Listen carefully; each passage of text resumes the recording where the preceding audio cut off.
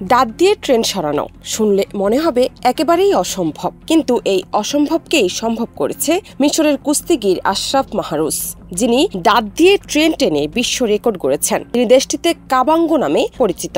দেশ জুড়ে তোলপাড় ওয়ালজ এন্ড ফ্রিজ কিনে আপনিও হয়ে যেতে পারেন মিলেনিয়ার।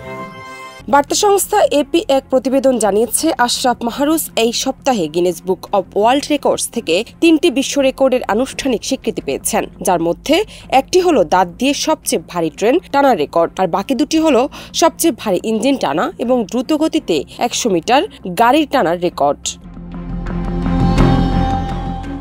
গত বৃহস্পতিবার সাধারণ মানুষ কায়রোর রামরেস ট্রেন স্টেশনে জড়ো হন। সেখানেই ২৭০ টন ওজনের একটি ট্রেনে দড়ি লাগিয়ে নিজের দাঁত দিয়ে ট্রেনে প্রায় ৩৩ ফুট এগিয়ে নিয়ে যান। এরপর শরীরের সঙ্গে বেল্ট বেঁধে ট্রেনটি আবারও টানেন তিনি।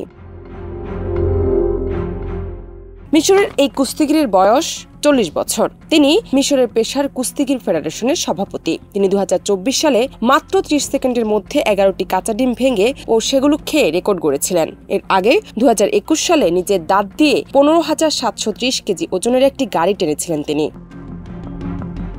জান্নাত নিপু, দেশ রূপান্তর।